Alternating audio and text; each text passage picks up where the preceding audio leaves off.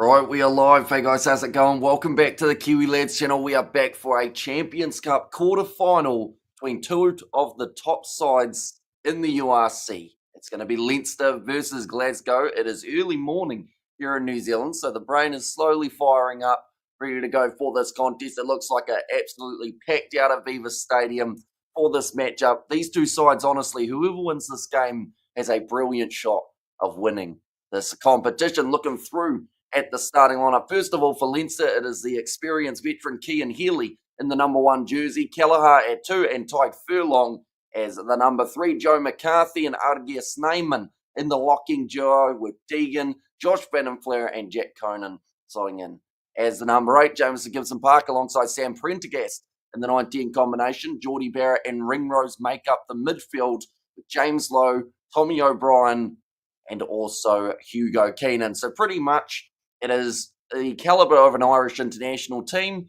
with the extras of Arges Neyman and Geordie Barrett thrown in there as well. So very strong side. Going to be hard to beat when they are at home. But the Glasgow Warriors, it is Nathan McBeth in the front row alongside Johnny Matthews and also Talakai, Brown and Samuel will be the lock-in duo with Matt Fagerson, Rory Darge and Vailanu slotting in as the number 8. George Horn and Adam Hastings in the 9-10 channel with Tom Jordan and Stafford McDowell in the middle. Kyle Stain, Jamie Dobie, and Kyle Rowe at number 15. Both of these sides have brilliant defences. They're also both very good at scoring tries, so it will be a bit of a chess match for a start, I would think, at the Aviva, but maybe we get to see some form of high-scoring contest here. Plus, I mean, some of the other games of the Champions Cup from the round of 16, if they are anything to go by, not many low-scoring games here across the board, even in matchups that were relatively even. You know, something like a Castrad versus Benetton, still 39 points to 37, 43-31 for Bordeaux versus Ulster, Munster versus La Rochelle. A lot of people would say that was the match of the round, but for Leinster, they were able to dominate the Quins. For Glasgow, they were able to get themselves a good win over the Leicester Tigers as well. So both URC sides near the top were able to beat the premiership teams. So that means that there's not many left in the competition. Now looking at the way that the quarterfinals sit, Northampton are the lone survivors from England. Got quite a few URC teams there in terms of Munster, Leinster and Glasgow. And then, of course, a few French sides in there. Still the 4 remaining for the quarterfinals. I'm back, says Rowan. Welcome back. Well, this is the first Hot Friday night with Amish watching rugby, says Flesh. And yet, it's early morning, like I said. We managed about probably 3 or 4 hours sleep for this one. Are you going to stream Bulls versus Edinburgh in the Challenge Cup? We are. It's going to be an expensive one because it's not being shown here in New Zealand, so I'll have to buy a match pass through the Challenge Cup website. I think it's about $15 or 150 Rand just to watch that game, but we are going to do it.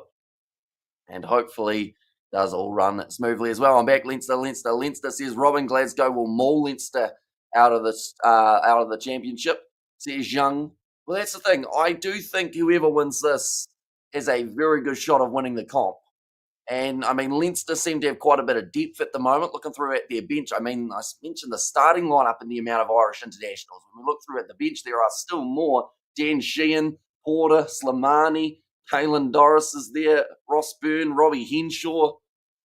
The list does go on, but Glasgow are used to being underdogs and proving everyone wrong. All you got to do is look at that URC season last year, how they weren't given much of a chance, and they went out there, they went to South Africa, and they got themselves the championship. So they wouldn't mind adding the Champions Cup onto the resume of this current group of Glasgow players, but Leinster, they will be a challenge at the Aviva, although I feel like that match, La Rochelle versus Munster, was the perfect example. As you can see here, home sides had a very good round last week, but the upset was the fact that Munster were able to get the win over La Rochelle, a side who was still back to be relatively comfortable favourites in that match. So, yeah, confidence will be brewing for Glasgow to be able to come here and try and get themselves the big win. Good view. Well done buying that just for us, says Robin.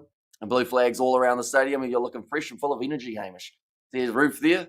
An evening, Hamish. Night time in Cape Town. Yeah, it's not very often we do have a I guess, a Friday night, like Fletcher mentioned, Saturday morning here in New Zealand, but Kian Prendergast, or sorry, I should say Sam, his brother, is ready to get this one underway. You're kicking it off from left to right for this quarter-final of the Champions Cup, and the crowd are already loud for this contest. I do see that the Aviva, maybe they didn't try and sell the top stands of this match. A little bit surprising, but I guess with two URC sides, perhaps it is the norm for these two teams. A good atmosphere at the game. Neutral fan, Munster are my team, says Patrick, and they are going to be in action up against Bordeaux, and we are going to be trying our best to do that one tomorrow as well. George Horn will kick this one high, and it does go into touch. First line out of the match will be going Leinster's way. Our games tomorrow, says Mohadeen. So if you count tomorrow as today, just because most of the games, I guess, are tomorrow morning, depending on where you are in the world, we will be doing the Blues versus Moana Pacifica, Fiji and Roa versus Highlanders. We'll be doing Bulls versus Edinburgh in the Challenge Cup.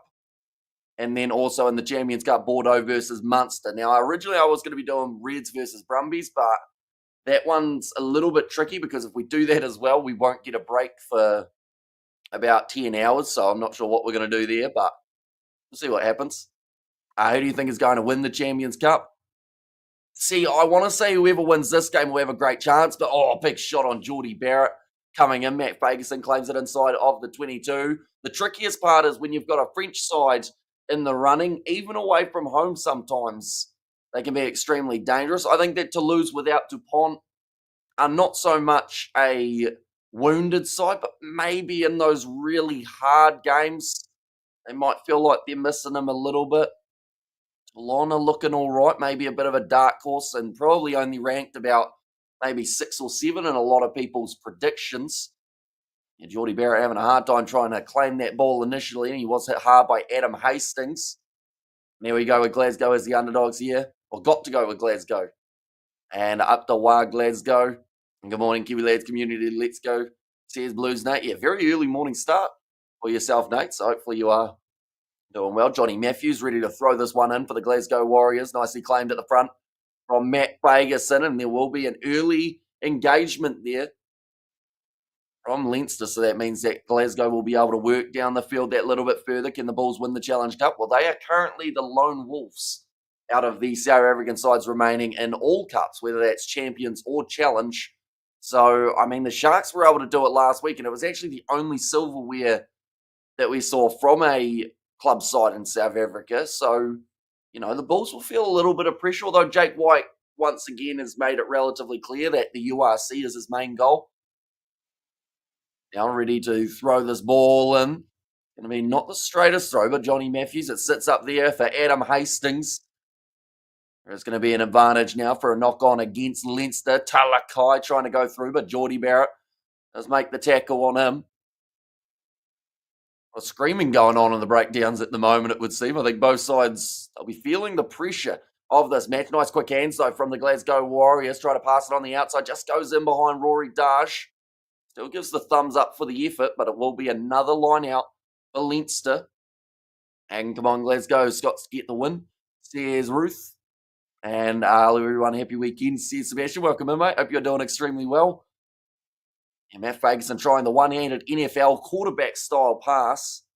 This doesn't quite link up with Dash. And Glasgow do an upset and win tonight. The thing is, Glasgow have been, even when they were winning, and even when they win a lot in the URC, they are still considered most of the time as underdogs. So they're kind of used to it. And if Glasgow play like they normally do, and Leinster do make a couple mistakes and let them get into this contest, find their rhythm early. Oh, that was an ugly one in the air. Good battle between the 14s. But it will go into the hands of Jamie Dobie. Well, I've just said normally plays a little bit of halfback, but out on the wing for this contest. And Oi mates, must be very late in New Zealand. Could say late, or you could say early. Currently sitting 7:05 a.m. here in New Zealand. Now George Horn will kick this one high. Underdogs doing it lately, Hamish. Says Roof, nicely taken around the halfway line by Hugo Keenan. Trying to sidestep his way through this Glasgow defence, which normally tackle at about a 92% or so effectiveness. That's about what we see from Leinster as well. Geordie Barrett tried the wide cutout pass, and it's going to be knocked down by Jamie Dobie. Did get one hand to it, but being able to regather it, it could have been quite dangerous. And in fact, that probably was a bit closer to Dobie than he anticipated. He managed to get the fingertips to it and then just couldn't quite bring it back in. Did you stay up all night? Get up very early. So I probably only went to sleep at about maybe 3 a.m. Woke up around 6:15. So I managed a few hours sleep before match got underway. But definitely not a full 8 hours like they recommend. Bordeaux, Cup winner, says Young. They will be a hard side to beat. They've got a brilliant lineup.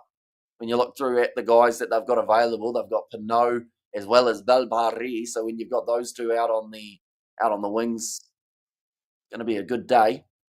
But they're up against what I would consider now the big underdogs of the comp, and that is Munster. They weren't supposed to be this far through. It was supposed to be La Rochelle who made it, but Munster pulled through and got the 1-point victory. Big push here at scrum time from Leinster, and they have now got themselves a penalty advantage. Massive confidence booster for this Leinster four-pack. Geordie Barrett passes on the outside to the left-hand side. Hugo Keenan goes to James Lowe for his first touch of the day. Puts the little flick pass on the inside. Quite a sneaky one. Didn't really sell it as if he was going to be passing it in. Jameson Gibson Park under a huge amount of pressure in the breakdown in Glasgow. They saw the opportunity and managed to take that ball back. At 9 p.m. South African, says Tyrone, the Leinster all the way, says Sean. Of course, do let me know your score predictions in the comments, ladies and gentlemen. And ball is there again for Horn, who will roll this ball back. And up, hi everyone, hope all are doing well. Says Lilia B. George Horn. He will once again clear the line. 7 minutes in at the moment, and these two sides still sit 0-0. I wouldn't be surprised if we reach 20 minutes and maybe only have the 3-pointers at that point.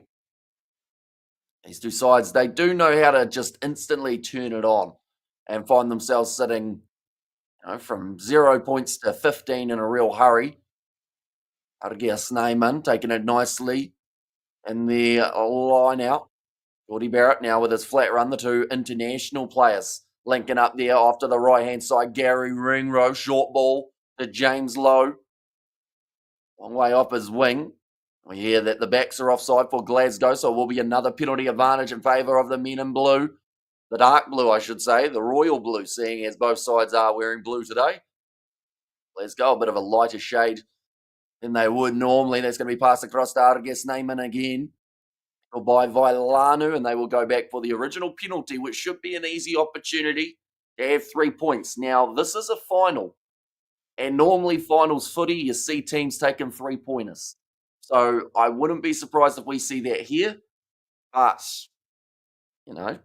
it's a good start for Leinster. Just a little bit of possession early. Jack Conan be relatively happy with it. Luke Pearce laying down the law early. How are you there? Hello, Robert. Hello, Lilia. Welcome in. At least this time the game's at a decent time for me. Says Robert. Well, what's the plan here? Prendergast is not taking the 3.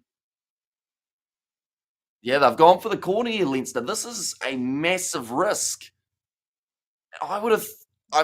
Literally everything I just said, I guess I have to take back. It might be finals rugby, but Leinster trying to make a bit of a statement here early. Glasgow going to be dragged down initially. That ball's going to be quite hard to get out, but Jack Conan goes with a pick and go. Luke Pearce almost ending up getting tackled. Adam Hastings running across, short ball from Geordie Barrett to Gary Ringrose, and Barrett goes in for the try. Their risk has been rewarded here, Leinster. And they'll score the early try in this Champions Cup quarter-final. A few people not happy about it. I assume they were the Glasgow supporters, either that or they just don't like Geordie Barrett, but he's got himself another one. He has had a tremendous season for Glasgow since heading up there. Just the short ball to Ringrose. That was, I have to say, purely accidental from Ringrose. He got hit hard in the tackle and the ball actually popped out. He will say that he meant to do it, but, okay, they're actually going to check this one. See whether or not there was a knock-on from Gary Ringrose. There was certainly no control over the pass, but I believe it went backwards. He should be all right. I'm going with Leinster. Okay, Luke Pearson said he thought it went backwards on first viewing, but he says that they better check it just to make sure. Gonna see the replay here for Ringrose. Yeah, just slips out. Perfect situation. Oh, yeah, nah, there's a knock on there from Gary Ringrose. From the other angle, they say that it knocked out of his hand, so Leinster's wrist does not get rewarded. It's going to be no try, 10 minutes in, and Glasgow will have themselves a scrum only about 5 metres out from their line. You have to say it was worth the crack for Leinster. It was almost good, but they are now in a situation now they could have been up by 3. Leinster 34, Glasgow 18. Says Lilia B. 34-18. Whose game would that be closest to? 38-15 we did have last week, so I guess maybe similar to Toulouse versus Sale Sharks. Now, scrum feed here for Glasgow. Andy Farrell watching on. Of course, a big British and Irish Lions tour just around the corner for that man. The Aussie sides in Super Rugby are looking stronger. Recently saw the Waratahs get themselves the win over the Chiefs. I believe that's the only Australian side that can win over a New Zealand team this week, though. As they only play amongst themselves as well as that one. What South African game's coming up, Hamish? I'm not being lazy. Supersport website has gone bung. So the only match involving a South African side for this whole weekend is the Challenge Cup quarterfinal between the Bulls. Oh, Lanu gets sat down by Geordie Barrett. He thought he was going to be able to run over the Kiwi, but did not quite work out for him. But yeah, Bulls versus Edinburgh. So pretty much a match that we would see in the URC. It's taken place as part of the Challenge Cup quarterfinals. And that will be at 1:30 p.m. South African time tomorrow. Going off to the left-hand side. Now, Prendergast with the skip pass goes out to James Lowe. Josh Van Flaren moves it up to the 22 for Leinster. They have the whole width of the field on this near side to be able to work with. Joe McCarthy. Tackled by Rory Dash.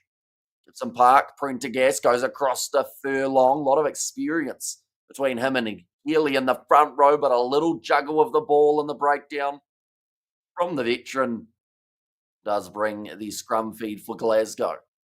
Could Geordie play first 5, Hamish? In the Leinster setup, I would say no. I feel like at the moment, that inside centre role really does suit him with the players that he's got around him.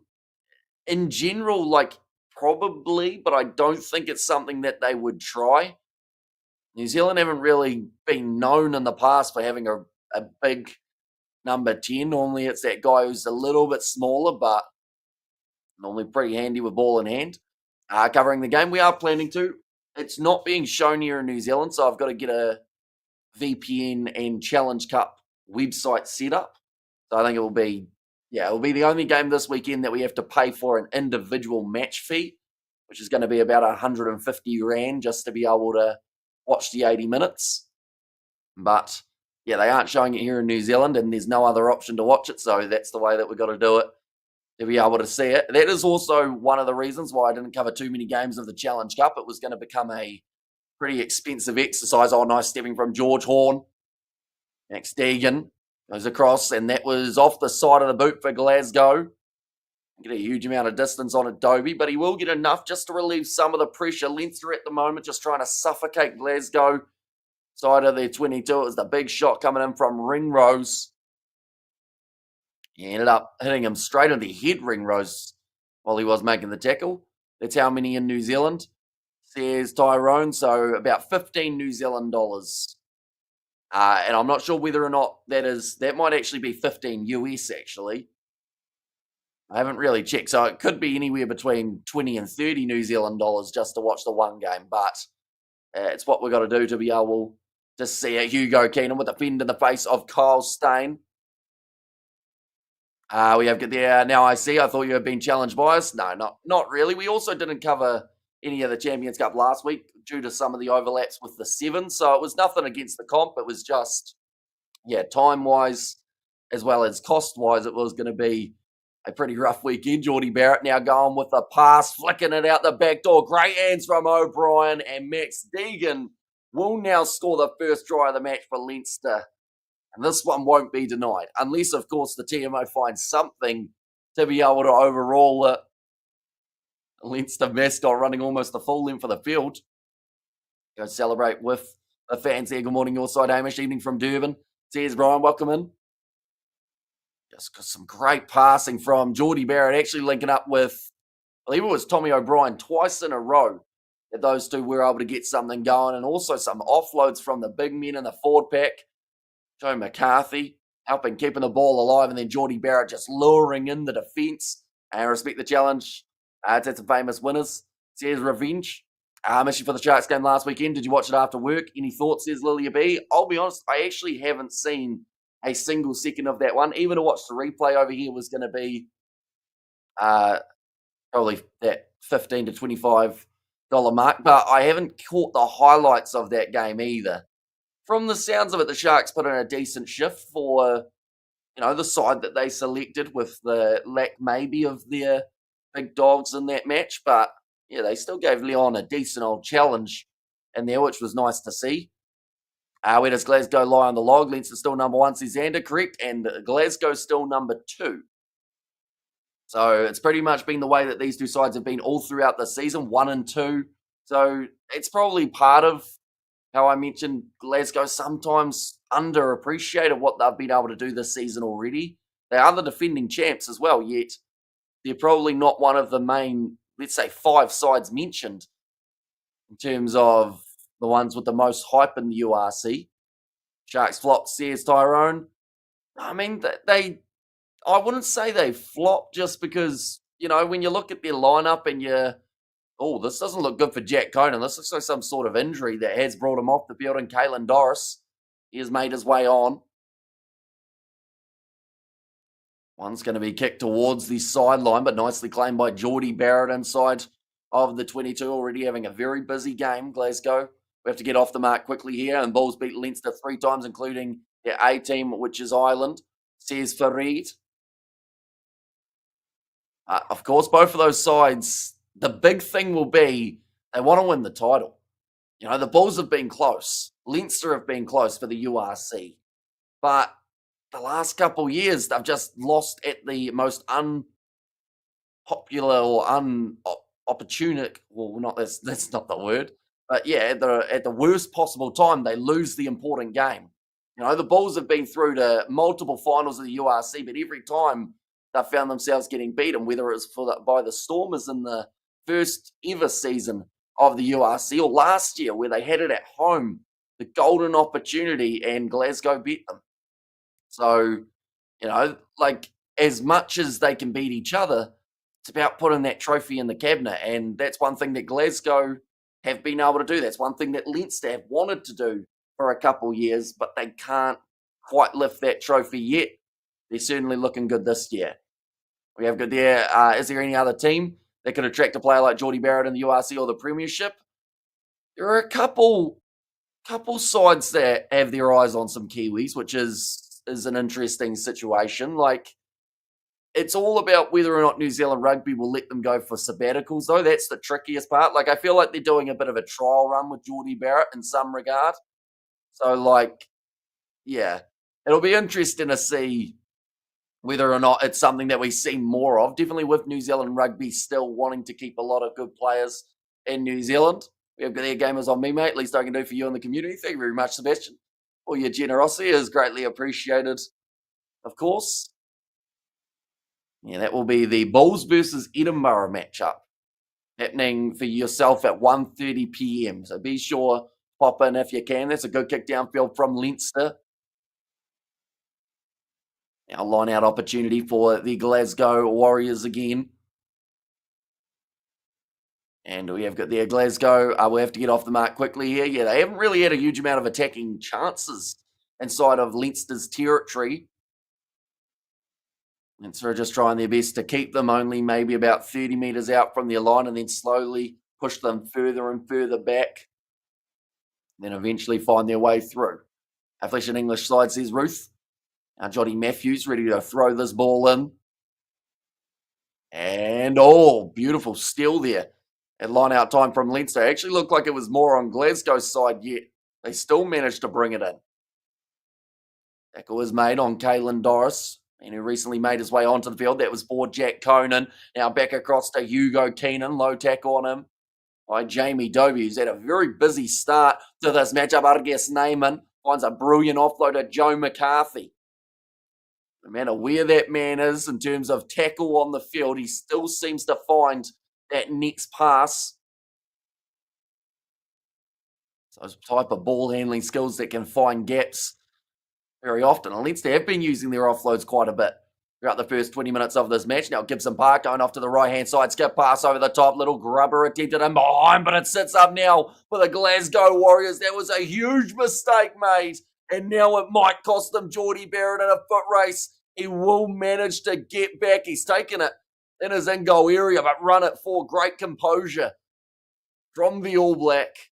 And he kicks it way downfield into the 22. That has made the Leinster faithful extremely happy with his defensive efforts. Glasgow had a massive chance, though. Little kick attempted from Tommy O'Brien. It almost led to about a 60-metre try. Yeah, tries the little kick, and it hits straight into Kyle Rowe, who you don't want to give space down the wing. It was a poor tackle attempt from Prendergast, but Barrett got back, slid onto the ball, and then managed to step around row 2 to be able to relieve that pressure. We have got there, they skip maybe the attraction of London. And also we've got there, you've got loads of Doring fans out here. Here's Ruth in there as well. And that's the thing, like, we're covering a game here that does involve two teams of the URC, of course, but normally, you know, our biggest audiences, I guess you could say, are outside of these two sides. So it is pretty awesome that we've still got as many people as we do watching these games. We are going to be covering a lot of them on the channel throughout this weekend. Didn't get to cover too many of them last week, so that is why I'm trying to make up for it this weekend a little bit as well. We got a bit of a stoppage here with an injury, or I think it was another Leinster forward. That's a bit of a concern. Showing some of the big shots that have been put in between these two sides already. Only 19 minutes in. Geordie Barrett managing to sit down Vailan, who was probably one of the more impressive tackles we have seen of this contest so far. Meters made, 149 for Leinster from their 40 carries. Glasgow have only had 14 carries, making 25 meters. So for a side that are normally so dangerous on attack. Now, to be fair, 25 meters does sound a little bit harsh because they did just have that runner Kyle Rowe that made about probably 40. So I don't know what that one counts as when it comes to meters carried, but with the exception of that one, not a huge amount of meters made by Glasgow so far. We appreciate adoring and loyal fans, Sebastian. Now ready to throw this one in for Ronan Callaghan. Nicely claimed by Leinster. It's going to be another penalty going the way of the home side. That was for playing at the arm. I didn't put that up for very long, did I? There we go. 44 months, been close to your 4 years, which you're probably getting sick of reminding me that I have to add another membership badge. Maybe the thing is, it would make more sense to have it as a 5-year badge, but then that still means that you've got another year and 4 months, which seems quite far away. But now, it's going to be another line out here for Leinster. Getting a quarter of the way through this contest, and they are leading 7 points to 0. Now Ronan Callaghan. He's not happy about it. Every line out, he's saying that they're closing the gap, and this time Glasgow have been able to steal it. Well claimed by George Horn. Now he gets to roll it back, and far away. We'll get there, that's a promise. Says Sebastian, and let's go Leinster, says Roland. Nice clearing kick from Glasgow. Leinster again are just slowly working their way towards the Leinster line. And they're going to take one big break. And whether or not that will be Geordie Barrett again or maybe Ringrose is able to get his way through in the middle. That does seem to be where Leinster are really able to target in the early stages. Gibson Park goes across to Ronan Callaghan. 20 meters out from the line. Gibson Park. Oh my goodness. That's an absolutely huge hit on Caelan Doris. He got his head whiplash back big time. The man who made the tackle looks like he's done just as much damage to himself, but because of that hit, Glasgow were able to get the ball back. Nice attack and run from Kyle Rowe. Another missed tackle on him. They can't afford to let him through too often. Nice spin from the big man, Johnny Matthews, but Sam Prendergast, in fact, it's Caelan Doris, has gone, you may have smashed me and broken one of me ribs, but now I've got back in the breakdown and got the turnover. Now Joe McCarthy goes across to Geordie Barrett, puts the kick in behind as there was open space. This is going to be pressure on Glasgow. Decision-making from Dobie gets him in a bit of trouble. Tommy O'Brien locks himself over the ball, and it will be another turnover for Leinster. They have been world-class so far in the breakdown. Prendergast with the perfect cross kick to Kelleher. Inside ball, that's a deliberate knockdown from Adam Hastings. And I would say he'll be very lucky to escape without a yellow card here. I think James Lowe wanted to take that one quickly, but they won't be able to. Definitely not if this is going to be a yellow card. And it is. They didn't even have to look at it. Oh, penalty try as well here. So it's going to make it now 14-0 for Leinster. They score their second match try. And Adam Hastings, he will be from the field for the 10 minutes. It's a chance on the inside. A great bit of work from Tommy O'Brien in the breakdown. It all came from that turnover of Caelan Doris, though. Was the player who initially lost the ball for Leinster, but worked hard to get it back. Oh, see, that's... was like... there was cover defence. I will say, yes, Ringrose probably would have just shoveled it on, but yeah, it was definitely a yellow card anyway. But I don't know whether or not every time that would have been given as a penalty try. I think there was enough doubt that might have been able to creep in, but nothing is denying how great of an attacking chance that was for Leinster, and it's going to be kicked off deep now by Glasgow. Territory-wise, they're going to be sitting 20% at the moment, this Glasgow Warriors side. Leinster have been all over them, but have to try and break the chain. They're known for their defence, Glasgow, but they're also known for those quick hands. You almost saw it for Kyle Rowe, but didn't quite get it. Sam Prendergast, great sell of the dummy, goes straight through the gap, trying to link up with Gibson Park. He'll kick it in behind. Becomes a foot race, awkward bouncing ball. No option there for Kyle Rowe but to run it back into his in-goal area. And it will be another scrum now for Leinster. 5 metres out from Glasgow's line. Good play from Sam Prendergast. Decided to opt for the kick rather than going for the pass to Gibson Park. 4 pass Leinster, offside Leinster. Come on now, where's the refs? Says Blues Nate. Johnny Sexton has come straight to mind and I hate it, says Sebastian. Now another scrum opportunity here for Leinster. They might even try for a pushover here. They are playing up against a 14-man Glasgow, which means there will be a gap somewhere. Kyle Rowe still catching his breath from having to run right back and cover that one. I could have used this ref last night for the Chiefs. Says TH. Yeah, there was a lack of assertiveness, I think, in that Chiefs versus Tars game. And yeah, 16 penalties the Waratahs conceded before getting a yellow card. Because in the ref's comment, they were for different things. But that's a lot of different things to be doing with no sign of a repeat infringement. But a good win for the Waratahs nonetheless, winning by 7 up against the Chiefs. Going to dig deep, get the victory there. Now Gazamba going off with the beautiful pass to James Lowe out wide. Just the cutout pass, looped over the top of the Glasgow defence, and that will be try number 3 now for Leinster. I just realised that we haven't even got try number 2 on the board, and they've scored again. Oh dear, Leinster put it on the pressure. They certainly are, and with a man advantage, they are going to try and make the absolute most of it. That's now 14 or at least 12 points that have come from this yellow card, if you count the penalty try. Kyle Stain just not able to get back across, cover James Lowe, but he scores his first try of this Champions Cup quarter-final. The thing is, Leinster, they've had quite the storied rivalry with La Rochelle throughout the throughout the Champions Cup, but there is no La Rochelle this year. because Munster were able to knock them out in the last week's fixture. Now lining up this kick for Sam Prendergast, misses away to the side. That is now going to make the score 19 points to 0 in favour of Leinster. One of my favourite moments in Leinster versus Glasgow head-to-heads is Rob Kearney beating the ball, chasing his own kick, knocking out Stuart Hogg in the process. See you, Sebastian.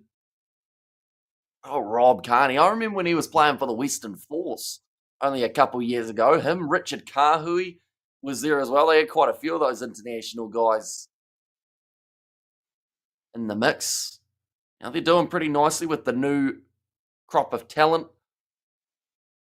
Carlo Tizzano leading the charge. That one's going to be kicked into touch by Gibson Park.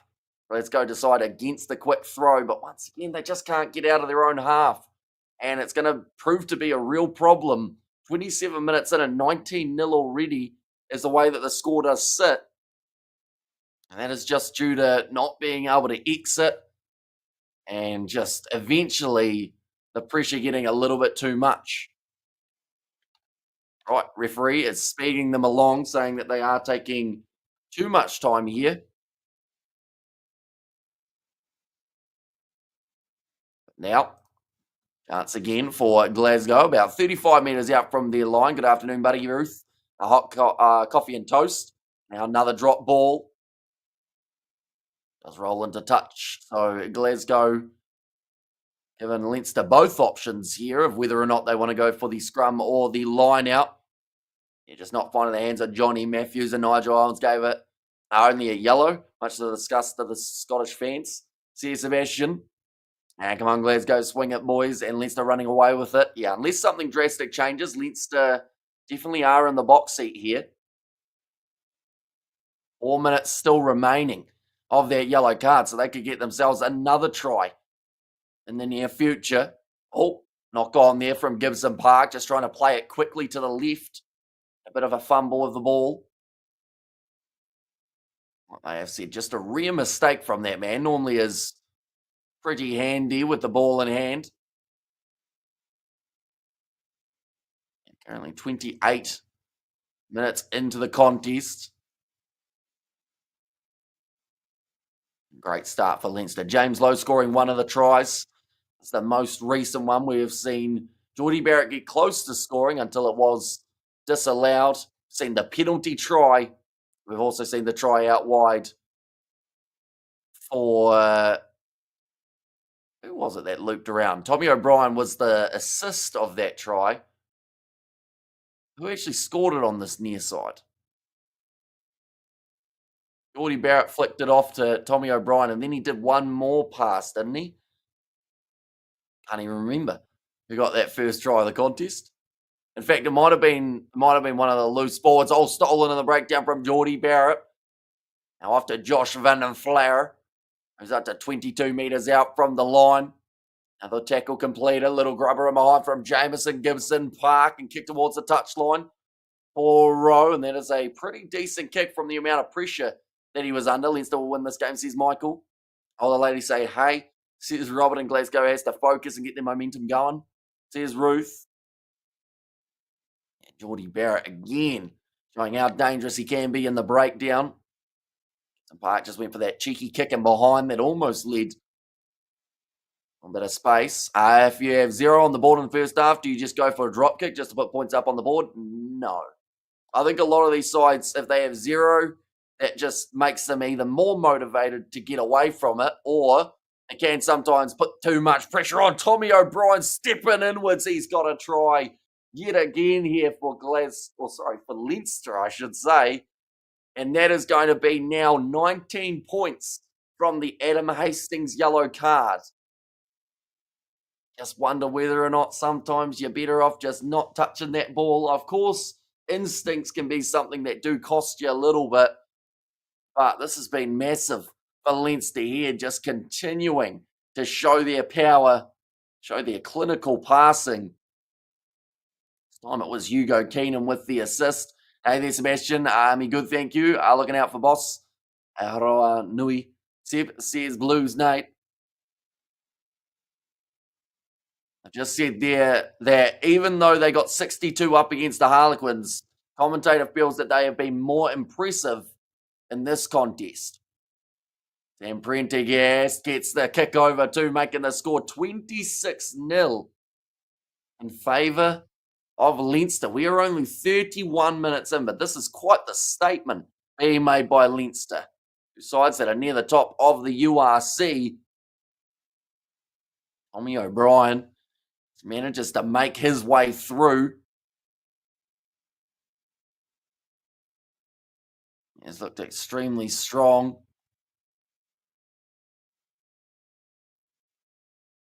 Now, kicked off again by Glasgow, who at this point in time just wonder what they have to do to get back into this game. Cian Healy's actually been taken off. That was for Andrew Porter. So Leinster haven't gone completely unscathed throughout this first half. That is now their second injury that they've had to deal with. Geordie Barrett, nice pass on the outside to Hugo Keenan, who will kick it in behind, waiting for the bounce of the ball, but it sits up at Glasgow on the halfway line.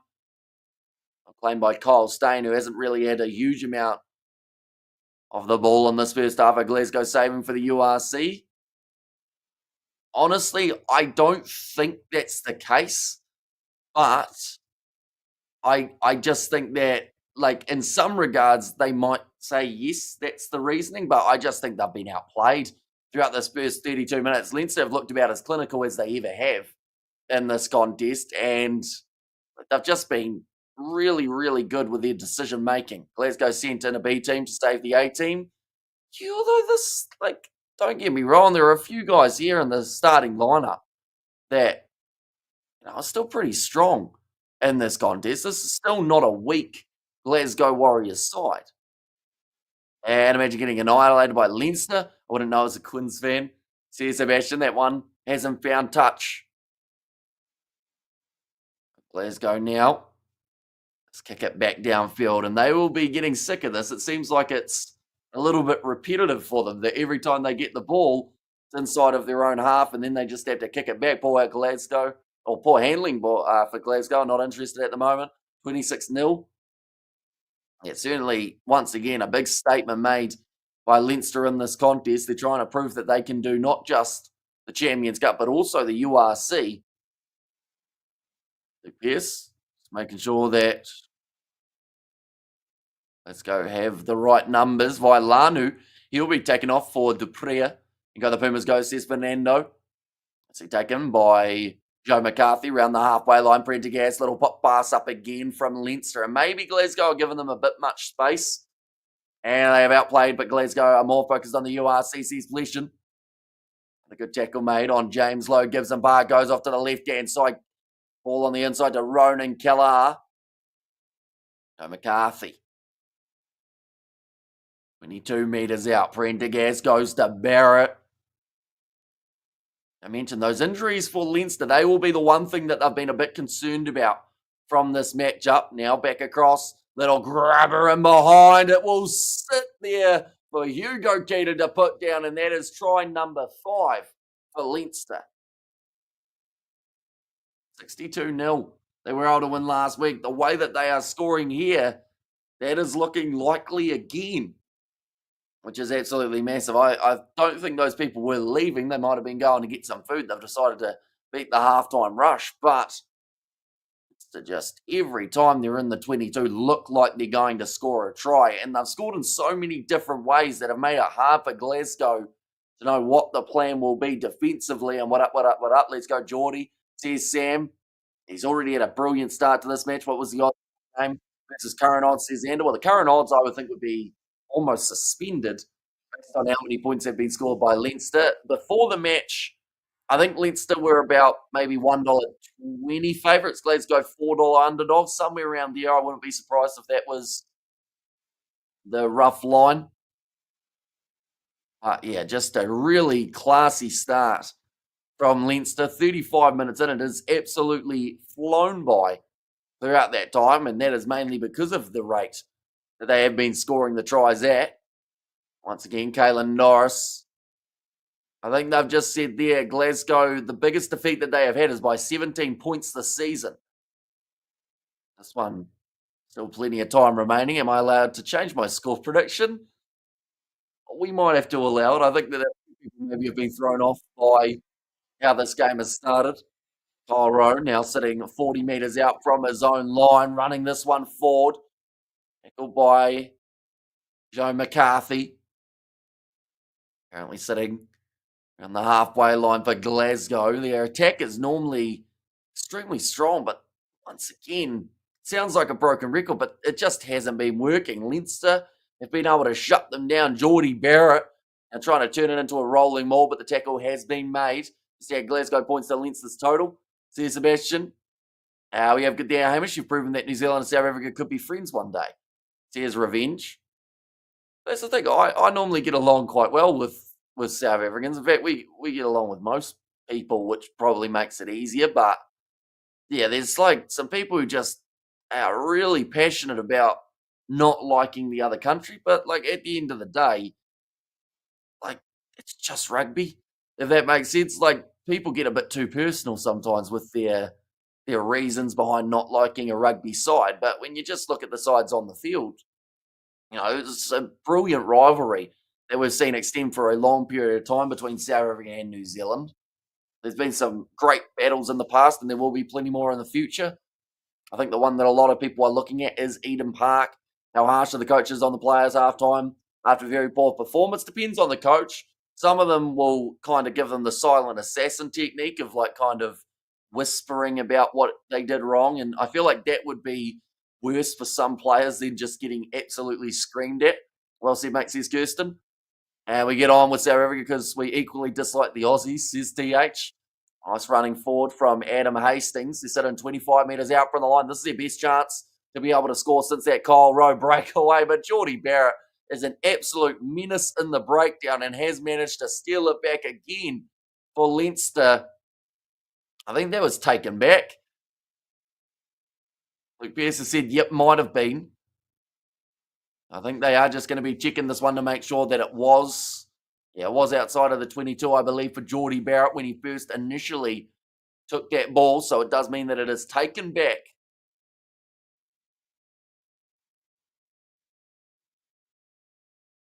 But now will be the line out here for Glasgow. Only sitting about 20 metres out from the line of rivalry needs to, right? Says Kirsten, exactly right. And I feel like there is the rivalry, but there's also that mutual respect outside of it, or at least I feel that there is. So, yeah, it's one of those ones. It wouldn't be the same in the rugby world if we didn't get to see South Africa versus New Zealand a few times a year. And that one's going to be overthrown by Glasgow, but luckily for them, it goes into the hands of Hastings. They've got 90 seconds remaining here, and they need to score some form of points. All is available there for George Horn. It's across to Dupree, the man who made his way onto the field for Vailanu. Now Horn. Across their big shot coming in again by Joe McCarthy on Alex Samuel. Now Horn. To the right again. Quick hands. Nice fin there from Tom Jordan. And it's going to be knocked on. No, in fact, I've said that it was ripped away by Geordie Barrett again. And Leinster is winning, says Odette. They certainly are, and they are winning by a large margin. Totally nailed it. We love you guys because of the rivalry, says Kirsten. Now James Lowe off his left boot will sink the slipper into this one and get it down to about 40 metres out on the Leinster line. Only 30 seconds remaining in what has been a very one-sided first half. A lot more so than many would have been anticipating.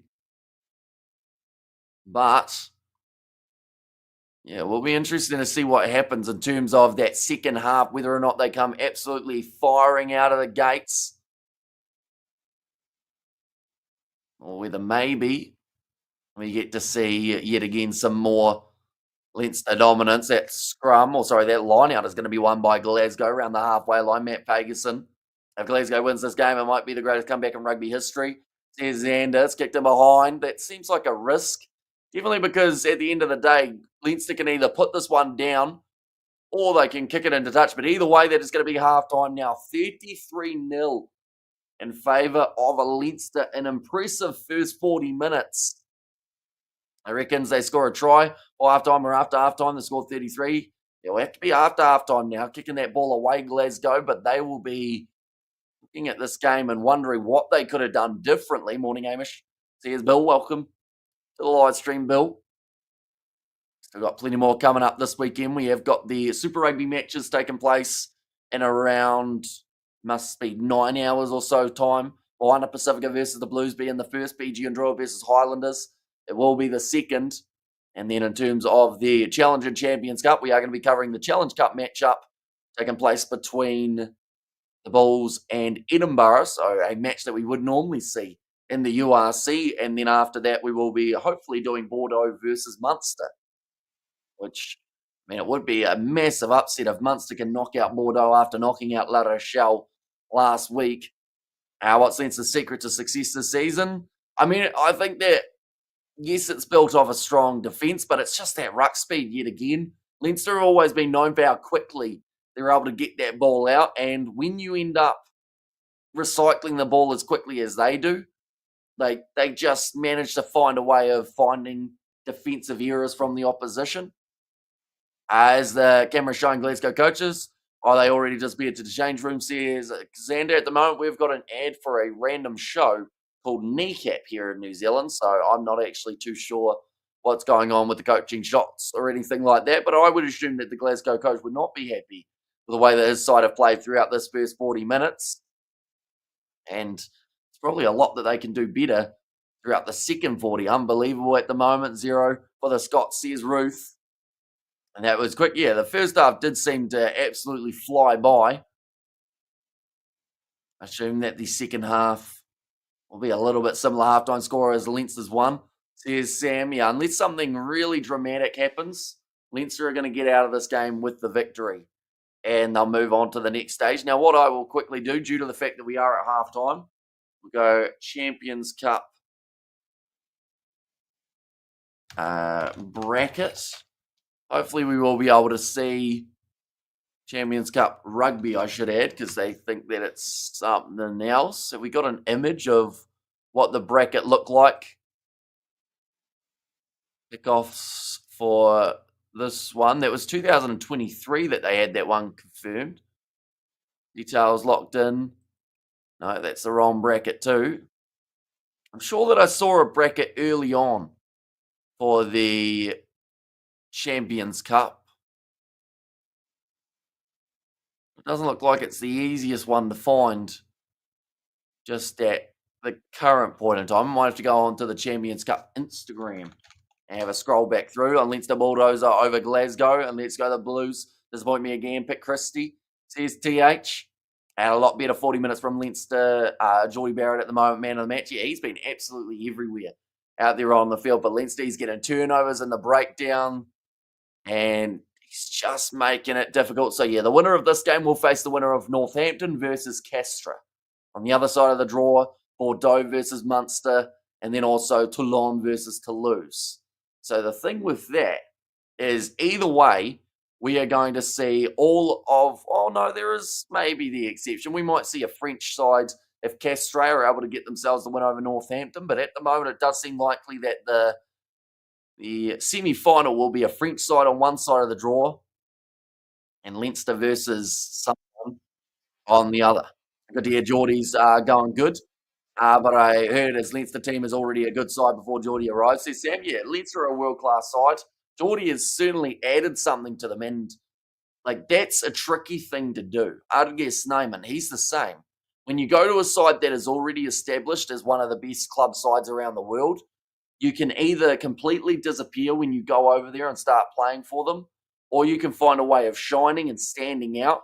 And I think that we have seen this year anyway, that Snyman and Barrett have shown just how good they are. The fact that they stand out in a Leinster side full of internationals and already established team that still from those extra guys that they brought in have been able to add the impact. Oh, by the way, I don't know if you've seen Jimmy Anderson is getting knighted. It's Sir James Anderson from now on. I did not see that, but probably thoroughly deserved in terms of the amount of time that he has been at the crease for the English, or maybe not so much at the crease, but out in the middle.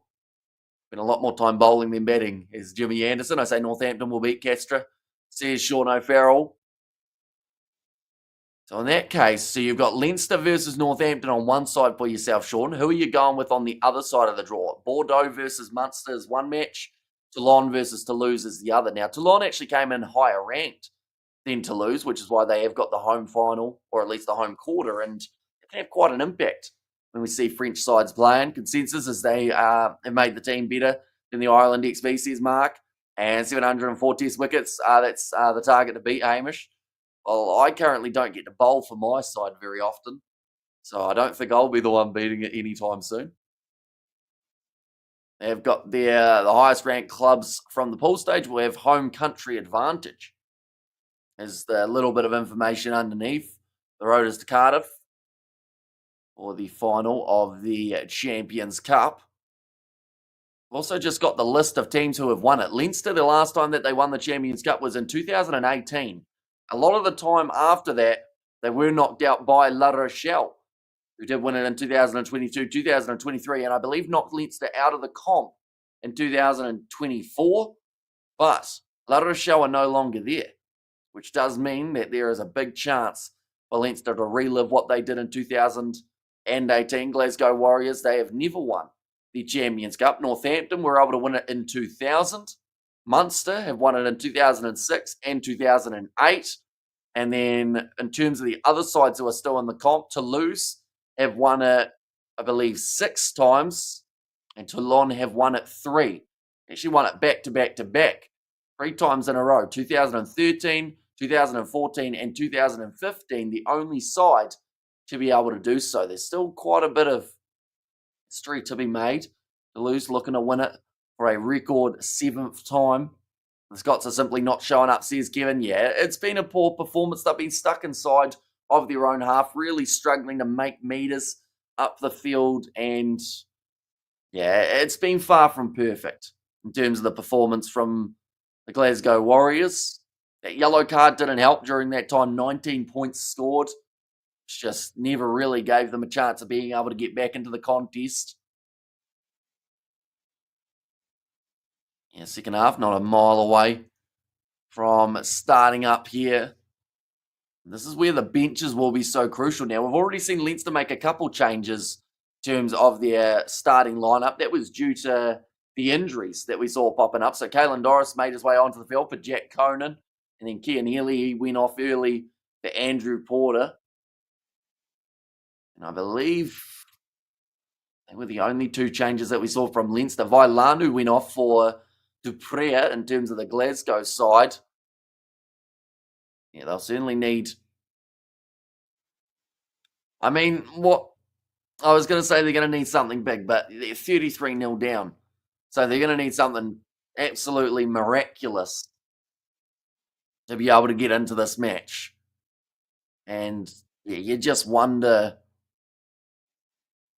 what will the end score be with this sitting at 33 at halftime? Will Leinster bring up 50? Not bad subs for Leinster, says James Young. That's the thing. Their starting lineup is strong and they still have plenty of depth when it comes to their bench as well. Those who asked, Mike Catt is 1.8 metres tall, says Xander. Sent Toulouse to do a tour of Super Rugby Pacific sides, says Sean. And also Bordeaux versus Toulon semi. The injuries for Toulouse might cost them. And also sent Toulouse, I read that one, and Munro played very good tonight in the Pakistan T20 tournament. I think the Scots will bring the Loch Ness Monster on this half, says Kevin. So the question would be, would that get them the win, though, in that case? They need something big. Need a magical performance in the second half. Be able to get back into it. But yeah, I think Leinster's 50 might be inevitable at this point in time. Are going to need to swap benches, says BB. That Leinster team is ridiculous, says Fleshin. And also the Kiwi Lads Entertainment link from Sebastian there too. And don't forget to hit subscribe on the Kiwi Lads Entertainment, says Robert. Here we are going to be live for another, I believe it is 5 more matches this weekend, ladies and gents. We have got 2 more Champions Cup quarterfinals, Bordeaux versus Munster being one, and another one that we are covering will be Toulon versus Toulouse. It's going to be a 2 a.m. start on Monday morning. And then a Challenge Cup, we are doing Bulls versus Edinburgh, and then 2 games of Super Rugby thrown in there as well. Amish, they need you, gigantic commentary king. And Glasgow are putting in more effort than the Harlequins, says Sean. And the commentators have said that they actually feel like Leinster, even though maybe they haven't got as many points as they had in the Harlequins game as of yet, they said that Leinster do look a lot stronger in this contest than they did last week, which is crazy to say when a side won 62-0 and they still feel like they weren't quite as perfect as they could have been. Leinster could get 65, says Ruth. And they're going in the right direction at the moment. Be able to head towards that total. Glasgow can't just pull a rabbit out of the hat, must pull a horse out of the hat at this stage, says Xander. I'm not sure if there's anyone on that bench that can change the game 34 points worth. Like, there's a few good players, don't get me wrong. They could come on and have a bit of a chance. I just feel like it's going to be absolute mountain to climb here for Glasgow side. But whoever wins this game will face Northampton or Castra, depending on who wins that one. I believe that will be the only Champions Cup game of the weekend that we won't be covering. Would have been 35 if Prendergast had not missed the kick. I mean, a bit harsh. He did pretty well otherwise, If Gary Ringrose didn't drop the ball, it would have been an extra try too. It's one of those ones that little moments, of course, can change the points that you have. But if Leinster had the choice of picking 33 or 0, I think I know which one they would definitely choose. If it isn't working, change it, Glasgow, bring on the rest. Says Ruth. Yeah, at this stage, they might as well make a couple of changes, see if switching up things can lead them in a better direction. But yeah, it's still very tough.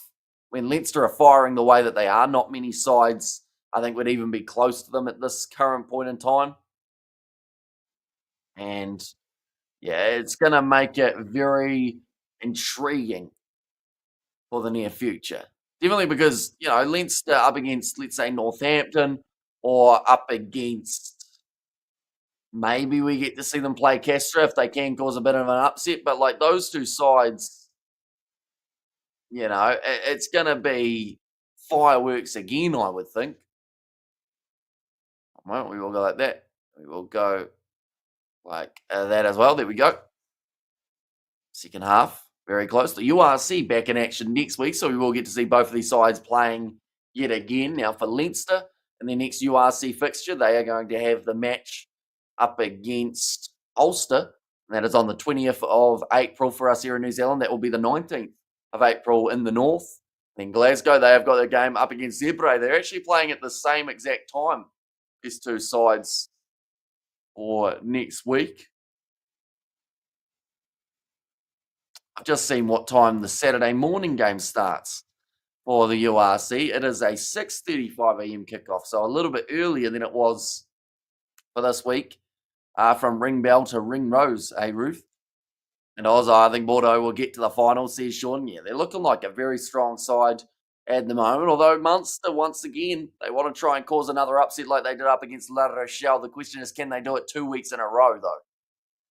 That will make it like a massive run to the semis. And that's the thing. If Munster were able to beat them, and then the crazy thing is, like, imagine this, right? It's not going to happen, I don't think.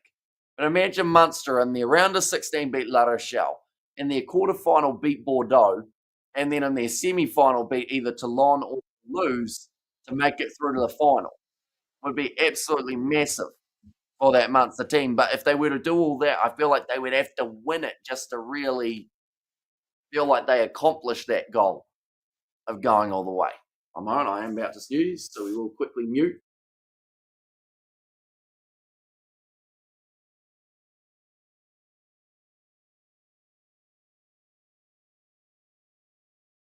We are back. And nobody can ring my bell like Hamish and Dupont, says Ruth. Leinster could beat both those teams back with their squad, says Sebastian. Sorry, that was actually Fleishan in that one. But yeah, they're just going, like, there's not much more we can say other than they had a very solid first half. Glasgow were a bit lackluster. Doesn't look like at this point they've made too many changes from the players that I can see. Duprea will still be out there, though. That was for Vailanu, so not a player that they would have wanted to lose here for Glasgow either, but we are back underway. Are we with their morning mate from Brisbane? How's the office jet shopping going, mate? Says James. It hasn't started yet, I will say, but yeah, eventually we might have to look at it at some stage. I bet Leinster could beat the All Blacks, says Matthew. And also ding, ding, ding, ding, says Ruth. Now kick downfield from Leinster around the halfway line, chance for Kyle Rowe. Big shot on him by Caelan Doris and Arges Neyman. Glasgow want any sort of chance in this game, they have to score early. And then score again, and then 3 more times, and then they would have the lead. Around the halfway line, Josh Van den Vlaer. That's the thing, he's had a pretty quiet game, Van den Vlaer. Like, he's made a couple tackles. I don't think I've seen him running the ball as of yet. Nice kick him behind from Glasgow. It gives James Lowe a bit of time to be able to kick this one, or at least pass it across to someone who will go for the kick. De Gast towards the sideline. Nice take from George Horn. Across to the left-hand side, Kyle Stain. Chance with his run, but Geordie Barrett, in fact, it was Ringrose this time, slows him down. Horn, the offload on the inside to Johnny Matthews. Already Glasgow are looking a bit stronger than we saw them throughout the first 40 minutes. You wonder whether or not they really might have got a telling off at halftime. Hastings, wide, cut out pass, nice hands from Tom Jordan. And had a lot of time with the ball in hand at all throughout this game. Running forward was Nathan Macbeth. I was sunbathing in 13 degrees the other day, says Sebastian. Were you getting a bit of a tan from that kind of weather? Now, 40 metres out from the line. Some Park has to tackle the much bigger opposition. And we have got there, that's amazing. What were you wearing, a wetsuit or fur coat? Says Roof, all nice attack and run. Moving up to 22 metres out, Sam Prendergast. Just making some very good two-man tackles. One player goes in, gets the lead, scoops them round, and then the other player just locks himself over the ball. In that case, it was Tommy O'Brien. Topless, I really like Topless Sebastian. And Leinster different gravy this year, says the XRP King. Yeah, they are looking like the side to beat, not just in the URC, but also in this Champions Cup competition.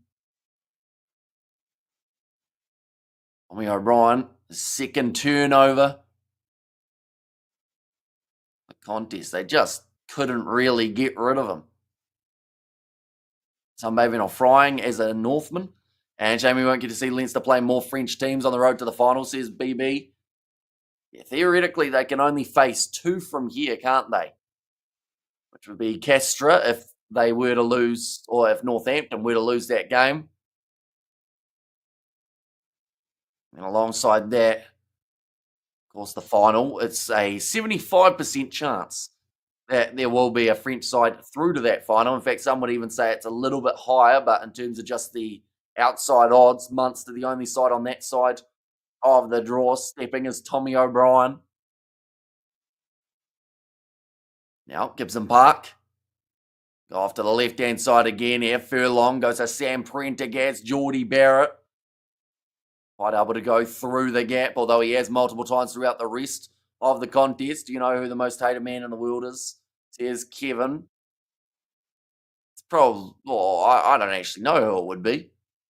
There are a few up there, I would think, but yeah, hopefully not us. Fingers crossed. Wasn't pretty, says Fletion. Thought so, Roof. You look like a homie, says Kevin. Now off to the left-hand side again. Prendergast goes across to James. Oh, the pass through the legs, but it does go into touch. Trying to get a little bit too fancy there for Tommy O'Brien, which is probably understandable because most of what else he has done throughout this match has already paid off. So he thought, why not give it a bit of a risk for the between the legs pass. Johnny Matthews with the line-out throw here. Already 5 minutes gone in the second half, but Glasgow are yet to concede. It's a good start. Argia Snyman getting in behind, so having to pass that one away. In fact, that's going to be in through the side from Snyman. Penalty advantage. Favour of Glasgow, and they will go back for it. Alex Ferguson, says Kevin. And Glasgow need Highlander, says Ruth.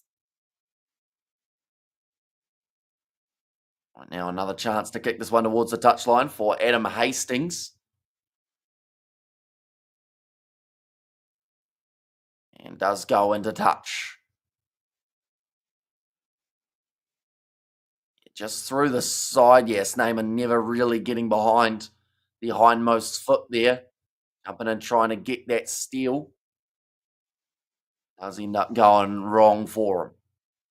And I'm a gentleman, Ruth. Of course, topless ladies. Says Sebastian. Oh, nicely taken. To the left-hand side again for the Glasgow Warriors with Talakai. Geordie Barrett has to make the tackle on him. I'd say the big thing here for Leinster is to just get out of the rest of this game injury-free. Ronan Gallagher gets over the ball and does get another steal. Any side that have to play Leinster in the future will be watching on and realising they cannot afford to give any sort of shot on the breakdown to this Leinster forward pack. In fact, like Geordie Barrett, as well as Tommy O'Brien, they've been getting just as many steals in the breakdowns as well. We have good It's better now, I promise. And then I have me shirt on. There's Sebastian going off to the side to Gary Ringrose. Almost through. Oh, pumping the legs. Had no right to be able to score that try. Had so much work to do, but somehow still manages to bulldoze over.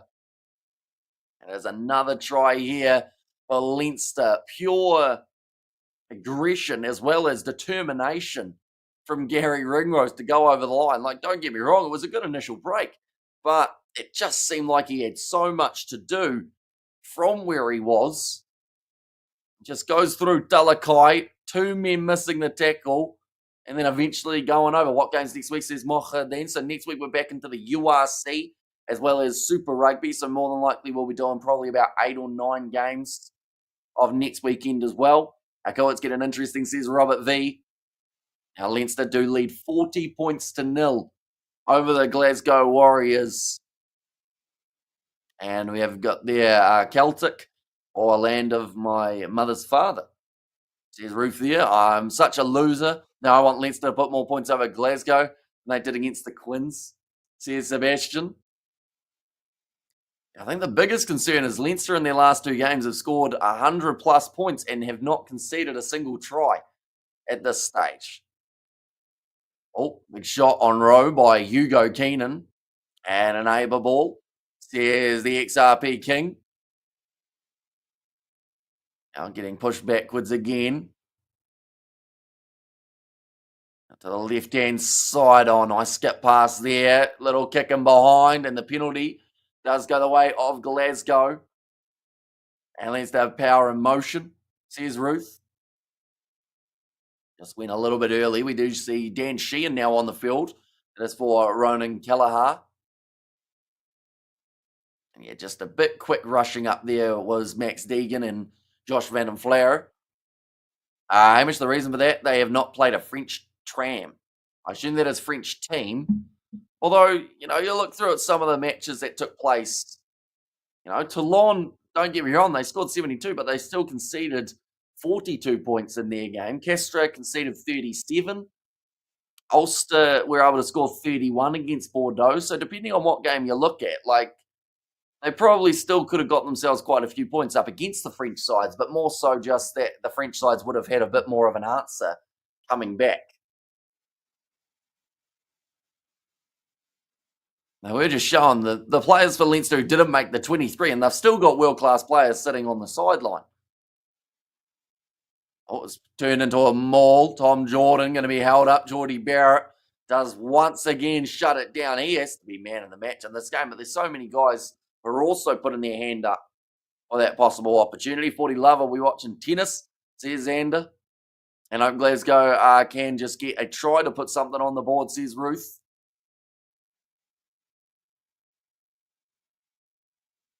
And we have there, what's the other quarterfinal? Well, we have got Another one taking place between Kestra and Northampton, and that will determine who Leinster play in the semi-final. And then on the other side of the draw, it is Toulon versus Toulouse in one match, and then Munster taking on Bordeaux in the other. Tennis is bloody boring, isn't it? Tennis and Formula One, the most boring sports, and I'm saying that as a cricket fan. Says Sebastian. Just showing there, Geordie Barrett, he's had 3 turnovers, 37 metres made, 6 game line successes, and also has had a couple try assists throughout this contest as well. Gibson Park. Need to put this ball in again for Leinster. It's going a little bit sideways, but it's picked up off the back for Caelan Norris. Now Gibson Park running through. Oh, knock on this time from Doris. And we'll go back for the Glasgow scrum. Cricket is boring. Okay, Tess says Kiwi Rob. Do either of these teams have a chance against Leinster? Northampton are going pretty well, but Leinster up against a tough Quinn side were able to do pretty well. But I would say that Northampton have more of a chance than Kestra in that match. Just because I feel like Northampton may be on a neutral ground. Well, some of the French sides don't go terribly neutral ground. I mean, Kestra actually did quite well when they went to South Africa. Leinster to lose the rematch in Cardiff. Again, Geordie will get us over the line, says XRP King. George Horn. This will be 25 metres out from the line. A great attacking opportunity for Glasgow, and they just want to break that 0 that they have at the moment. It's going to take a bit of effort, but get the decision-making right. They should be able to go through here. George Horn going off to the right-hand side. Adam Hastings, tackled a little bit high from Caelan Norris, so it will be the penalty advantage in Glasgow's favour. Dupre gets the offload. Now cross kick attempted. Finds the man on the outside. Sitting down Prendergast. These games on Sky? Says Kiwi Rob, they are indeed. The Challenge Cup games are not, though. And then we'll go back for the penalty. George Horn decides to take that quickly. He decided they had enough numbers there. Kyle Stain, tackle low. Is that a deliberate knockdown from Leinster? It will be the penalty against Hugo Keenan. If Glasgow lose here, are they out of the tournament? They are indeed, yes. We're in the knockout stages of the comp. Same with last week, which is why, that's the thing. Munster losing that or winning that game up against La Rochelle last week may have just seemed like a massive upset, but then when you realise that that was what knocked La Rochelle out of this competition, just makes it that little bit more so as well. You need to check out the young generation of men's tennis. Lots to see, says Lilia. Hello from Ireland, says Padraig. Welcome in. Robbie Henshaw, 100th appearance for Leinster. Make his way onto the field for the last 28 minutes. This match, and that was for Gary Ringrose. Gibson Park will come off. Tyke Furlong as well. So Leinster now starting to empty their bench. Glasgow, their rolling maul is going sideways, breaking away. Oh, that ball's going to be hard to get out of there. They've almost strapped it themselves, but there is a new penalty advantage in favour of Glasgow again to lose if they play to lose. So here's Sebastian. Question, did the Chiefs not turn up last night? Not really. They had a lot of drop balls, about probably, I'd say 16 to 20 handling errors throughout that one. Naneva versus Franco Box, says Farid. Almost got an orange belt, in judo. I guess I must be one of your most skilled subscribers, says Revenge. I'm not actually sure of everyone's belt levels that they are in the chat. It isn't a topic that is mentioned often, but I would assume that an orange belt would be right up there in terms of our viewership's skill in judo. And Glasgow will have their period, says Sean. Why do number 1 and 2 play out in the quarterfinal?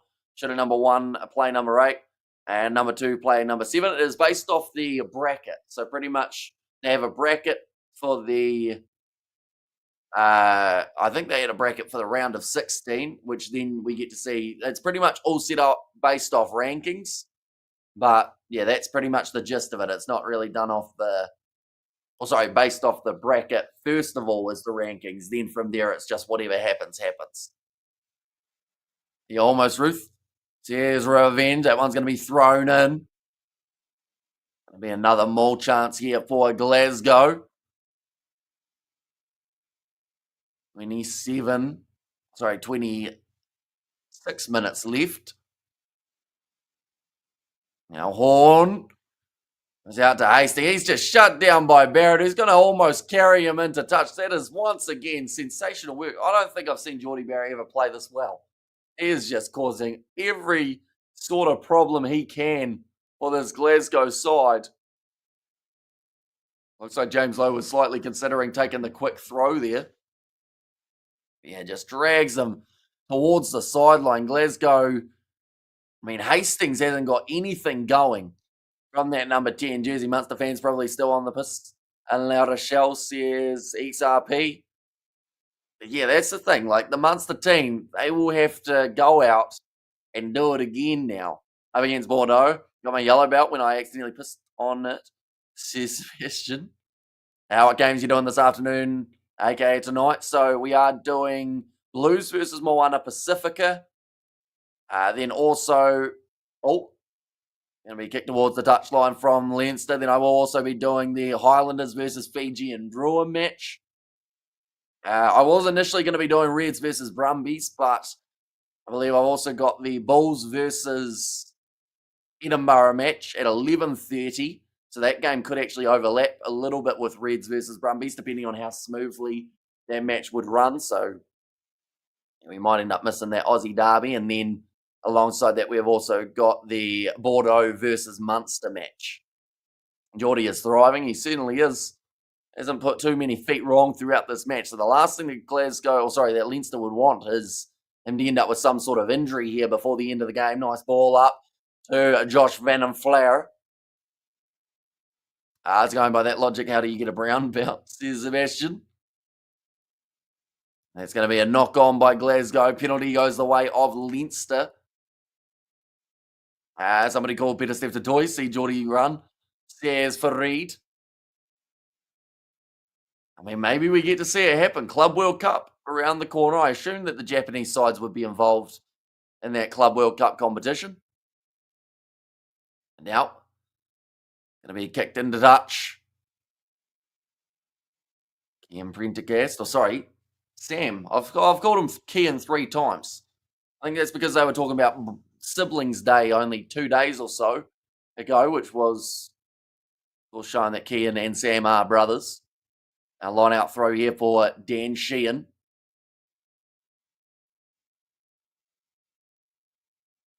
About 7 meters out from the line, thrown in, nicely taken again by Max Deegan, going short side. Van den Flower, brilliant work.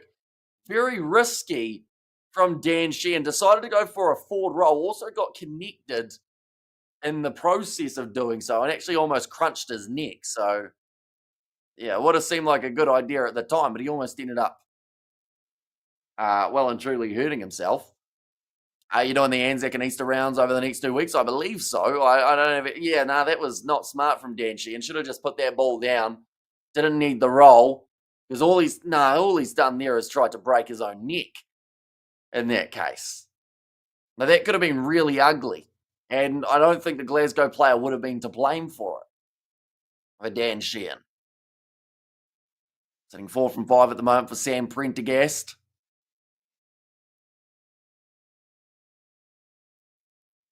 The current Northern Hemisphere and Southern Hemisphere champs are Glasgow and the Blues. Are not at their best at the moment. And game day, says Highlanders. And I don't mess with roof, noted, says Sebastian. Yeah, they just showing it again. Van den Flower deciding to go short side.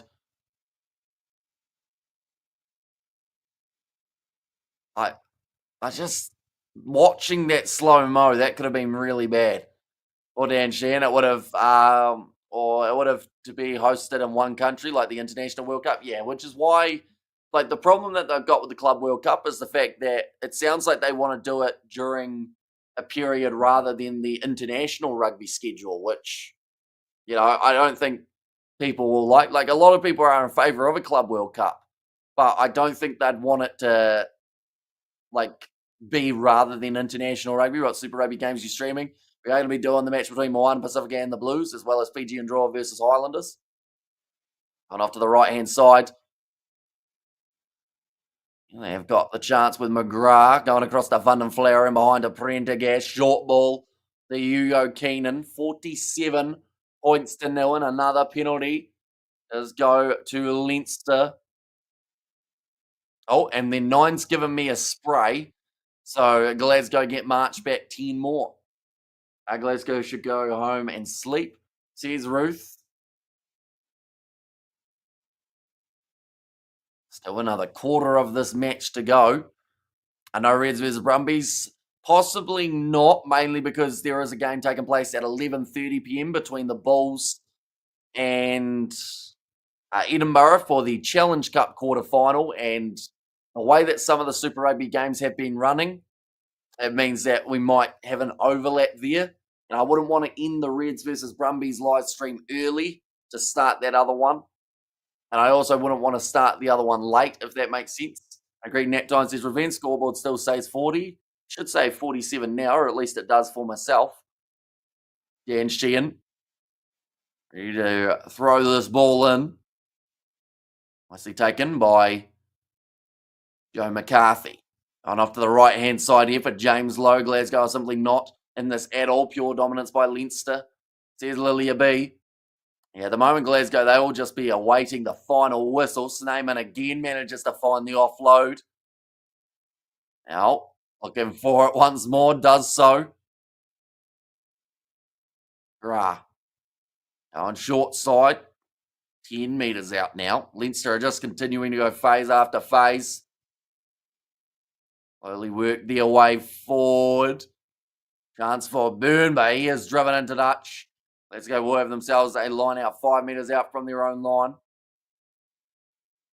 Already seen the 7 tries. Oh, it's for breakfast, Hamish. Will it be sweet or savoury?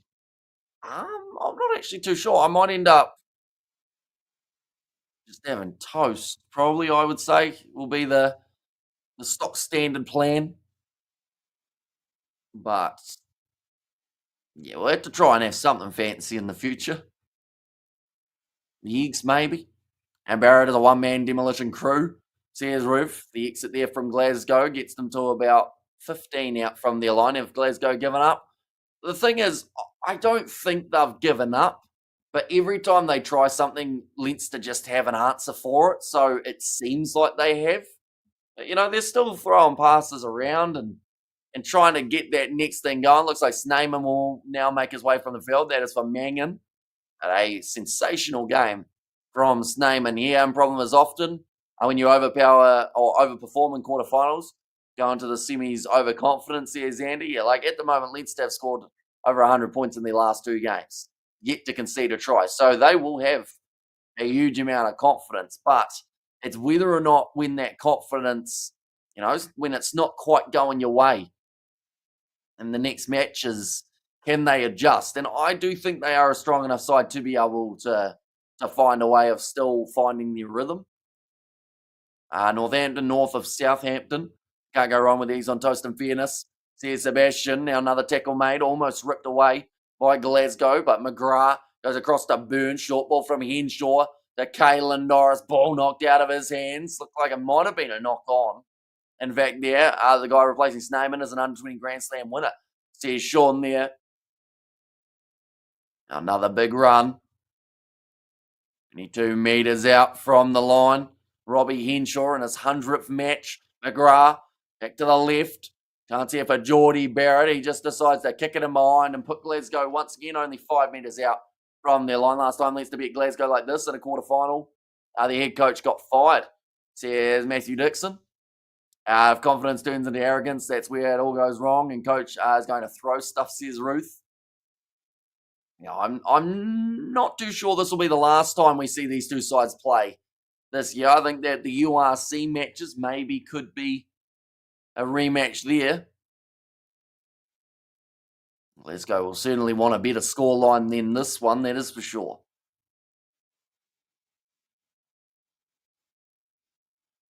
There was a knock on there from Joe McCarthy. And maybe Leinster are peaking so much that they can be overconfident because everything is going their way.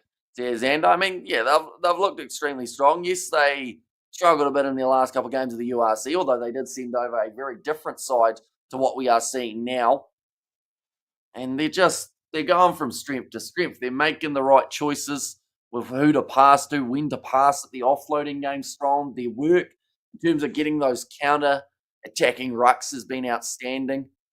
And your turnovers, I think Geordie Barrett had 3 alone. Tommy O'Brien 2. Now, ball has become available. And we'll just kick it downfield, nicely taken. I've just said there that Tui Pilotu, he is on the verge of returning. Geordie Barrett passes. That's going to be knocked on. Favour of Glasgow, so they will now go to the scrum. Egan just not quite able to bring it in. Coach is going to throw stuff. Says Ruth there. This one might have been a poor pass from Geordie Barrett, was it? Yeah, just a little bit too far out in front from Max Deegan. So one of Barrett's first mistakes that he has made in this match. 0, not even a 3. Point of penalty, says Ruth. And also, it's a shame, though, even if a certain game is not your priority, you must have a minimum decency not to utterly disgrace yourself. Says Sebastian. I didn't think they would almost be at 50 before the 70th minute. Says Kristen. Yeah, they've still got 15 minutes left. And just tuned in to see the scoreline. Yeah, I don't think many people did. Like, Glasgow have been competitive this year in the URC. And yes, like some people are saying, they've gone with a slightly different lineup, but you still expect it to have some sort of closeness about it. And greetings, Antonian, says Ruth. Going back across to the right. Another chance for a turnover in the breakdown, but Leinster have now lost their footing. Being told to use it. Rolling this one back. Chance for the Glasgow number 22. In this match, it has been Afsha. Handling and position stats if possible, please, says Lilia B. Not sure about the handling, but position throughout that first half was... The position maybe isn't as one-sided as you'd expect, but territory-wise, Leinster had a massive advantage. This looks like another injury here for Glasgow. It looks like a serious injury here for Matt Fagerson. The ankle is not sitting the way that it should. The referee has decided to stop it relatively early just to try and give him some medical attention, but this is not what Glasgow want. When you're losing 47-0 and one of your bigger players for this year has gone down. They've also lost Vailanu already, so that's 2 loose forwards gone for Glasgow. The Hamish, not only does everyone teams get hammered, says revenge. This does not look good for Matt Fagerson. He is sitting down in a lot of pain currently. I would say that this is probably going to warrant bringing out a stretcher for him. Glasgow need to play their bagpipes, says Ruth. Yep, they are calling for that stretcher for Matt Fagerson. Just the last thing that they would have wanted was another injury in the mix. Cole Stain, he looks like he's also got a bit of a bleeding nose. And to be fair, this huddle seems like Glasgow is still trying to find something that will work.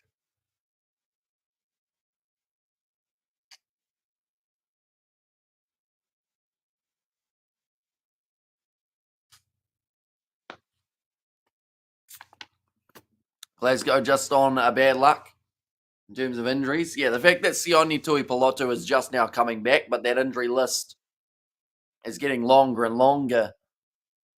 See Vailanu sitting there on the sideline. Shame ouch, injury, bad time, says Ruth. Now still another 13.5 minutes left.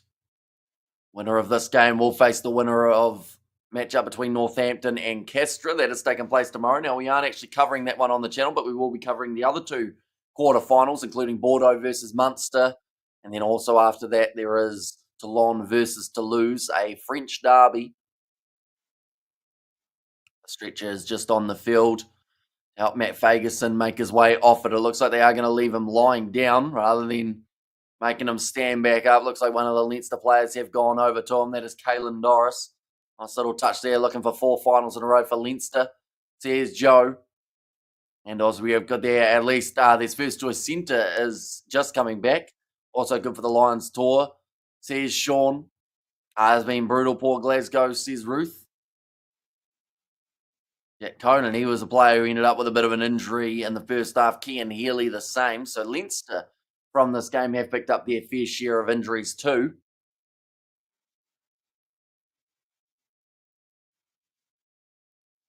Looks like they are just stabilising that leg of Matt Fagerson, trying to make sure that he can't do any more damage by moving it around. Glasgow are just trying to find a way out of this without conceding as many points as the Quins did. Here's Bleashan at 47-0. Here's Ruth. If they go a point a minute for the rest of this game, they will move up to 60. Just showing some of the highlights. I mean, Ringrose, he has been impressive in the midfield, but Geordie Barrett, for me, at the moment, is man of the match. From what he has been able to do throughout the first 66 and a half minutes. This is embarrassing. Here's Craig Anderson. Yeah, certainly not the scoreline that a lot of people did anticipate. But, yeah, if there's anything to take from this game is the fact that Leinster are looking the real deal. Showing that celebration of Dan Sheehan with the forward roll again. I say Barrett man of the match. Who do you think will win between Leinster versus Asada, says James B. Very hard to say because it depends on where the game is. That is always a massive factor. Neutral territory at the moment, you would probably say Leinster. But, you know, it's that travelling side of things can sometimes change it. Plus, whoever ends up selecting. Has to be a record score for a knockout game, says Xander.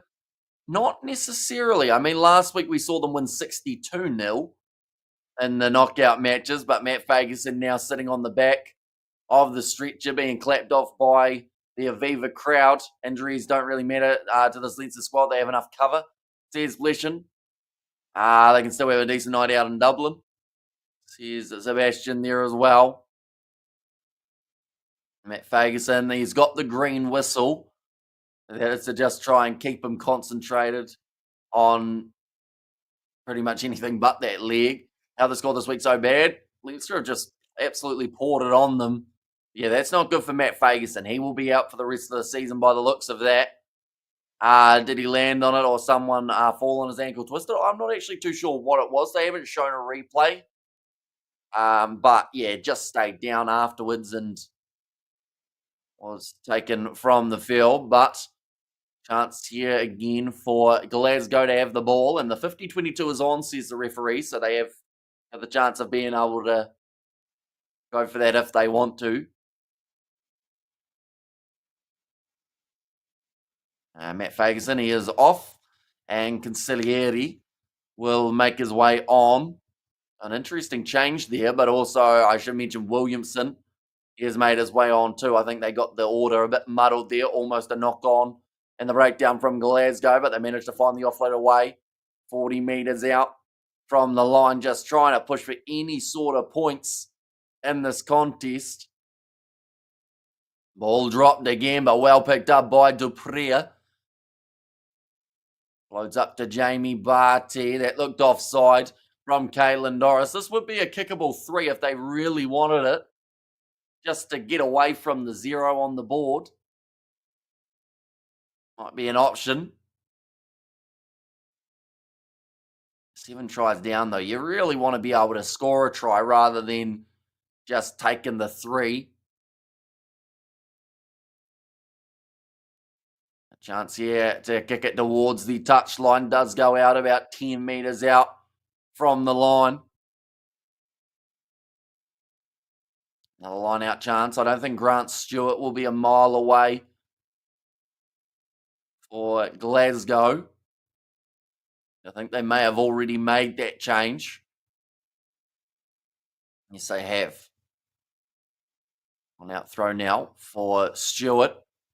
Find against Cheers.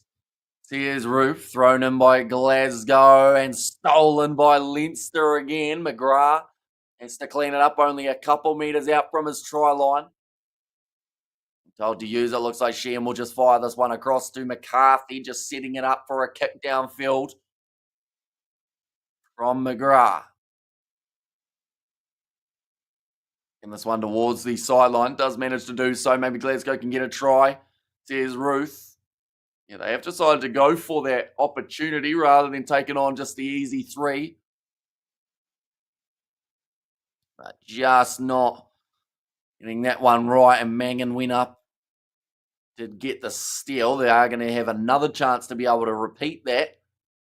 Grant Stewart needs to get this one a lot better. They go to the back. Nicely claimed this time by Glasgow with Dupree.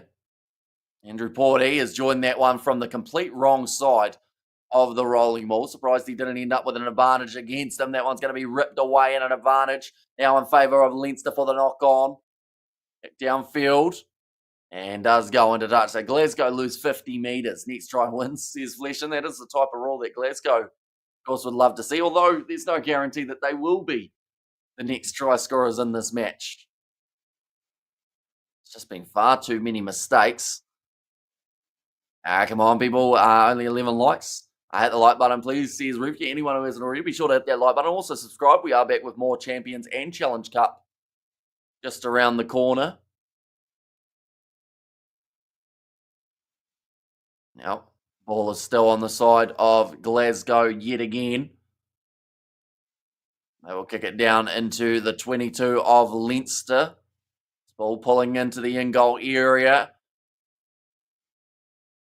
They just decide to make it a goal line dropout for Tommy O'Brien. And now exactly says Blession. I see 47 likes, same as Leinster's points.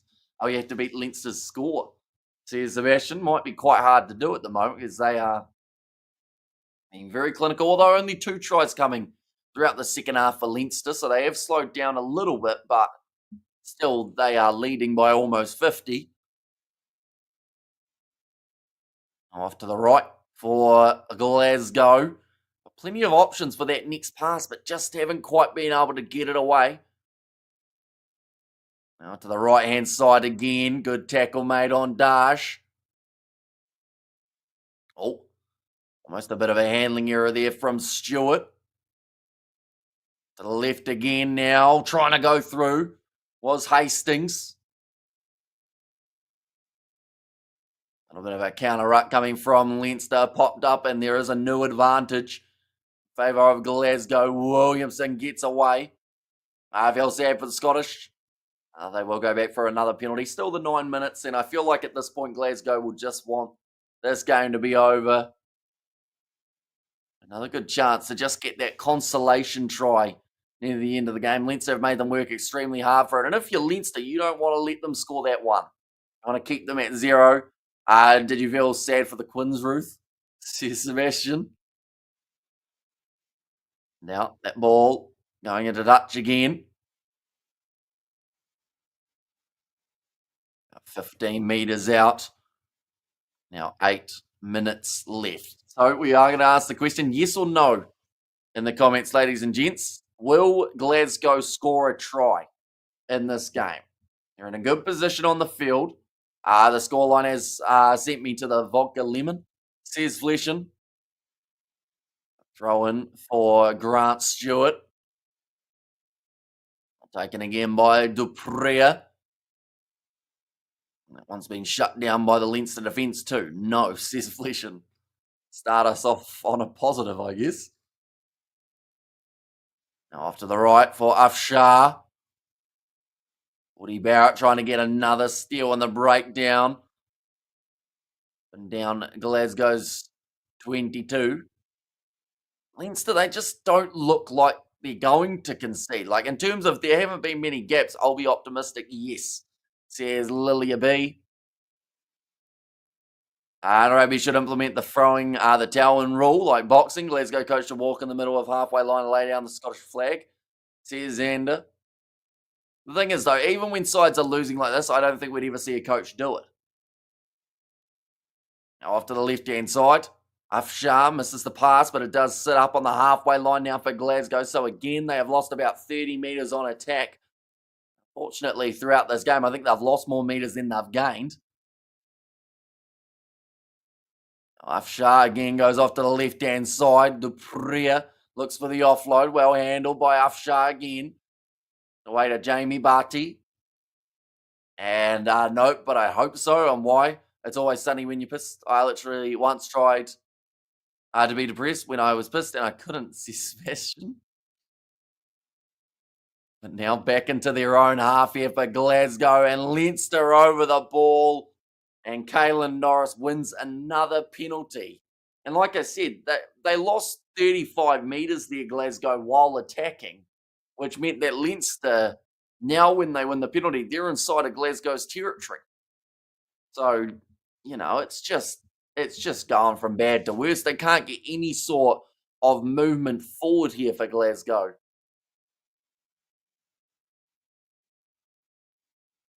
Right, time is off. They're actually going to check something with the TMO. This will be interesting. Of course, if it is foul play, it means that maybe a suspension or at least a car could be on the line.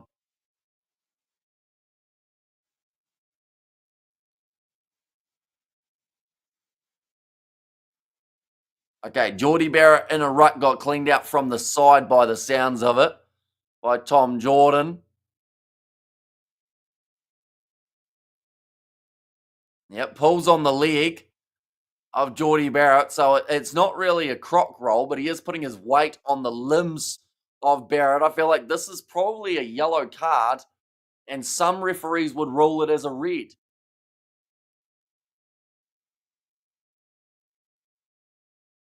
It just pulls at the knee awkwardly.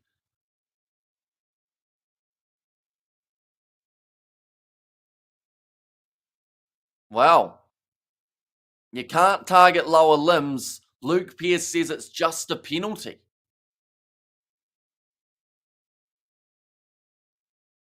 It's quite surprising, but just what it is. ACDC, Scottish Aussies, says Ruth. That's because you live in a seaside fun town where the sun never shines. Brutal. Now Leinster looking for another try here. They're looking for the half century too. Been sitting on 47 for a while, and this is a brilliant chance. 15 metres out from the line with a Dan Sheehan. Geordie Barrett has got the player of the match, thoroughly deserved. He has been outstanding throughout this contest.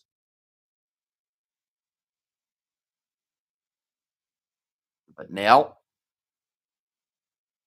chance here to go to the left-hand side. Here's Andrew Porter, runs it straight at Williamson. You call Geordie Barrett player of the match. Says Kiwi Rob, and Barrett snatches that ball in a flash, and 30 degrees Celsius is the optimal temp, says Xander.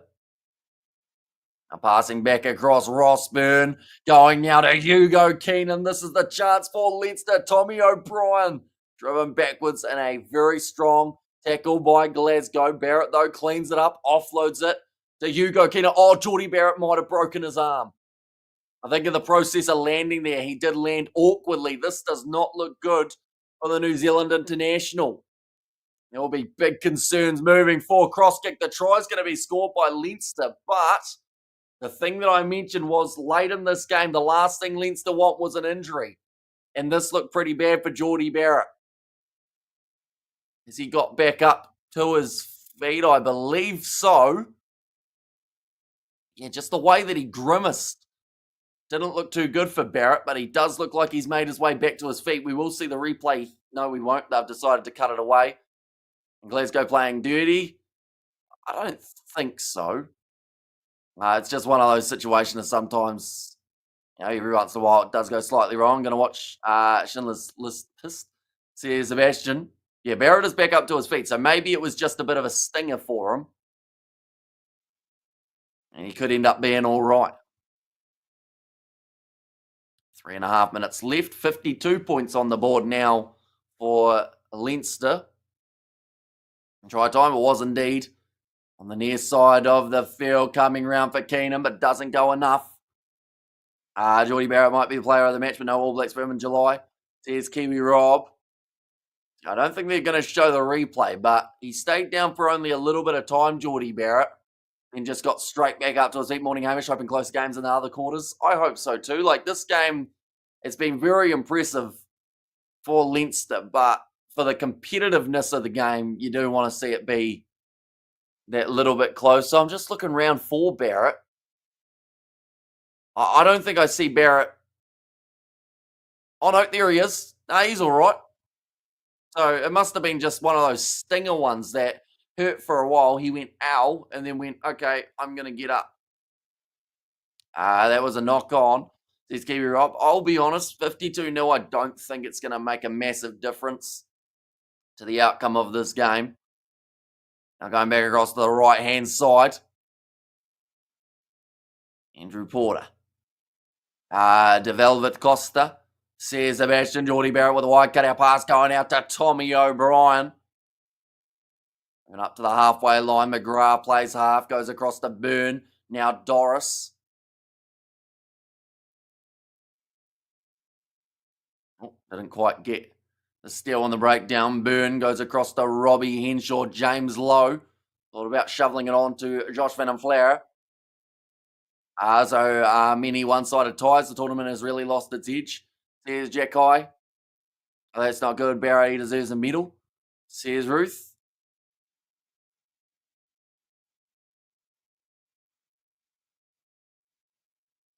Now that one's going to be kicked into touch.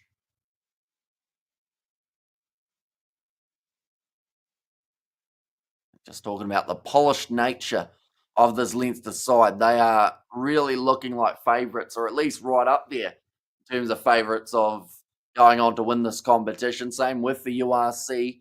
Only 70 seconds remaining now in the match. They go to the front. McGrath, that was a forward pass out to Dan Sheehan. So they will go back now for the scrum for Glasgow. Crowd are not happy about it, but it was full by about 1.5 meters. As I mentioned, my left foot says Ruth there.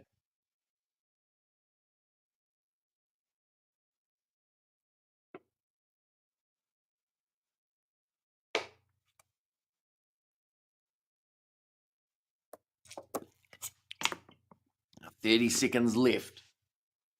I would assume that Glasgow will go for one last attack, but honestly, with the injury list that they've already got from this game, maybe you're better off just accepting defeat.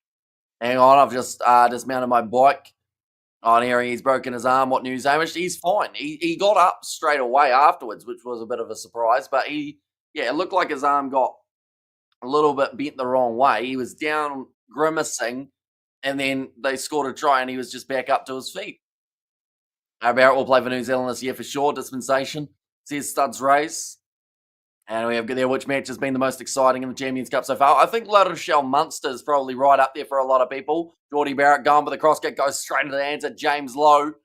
Now almost through. Another pass on the outside. Oh, Deegan keeps the ball alive again here for Leinster. Now back across to the right-hand side.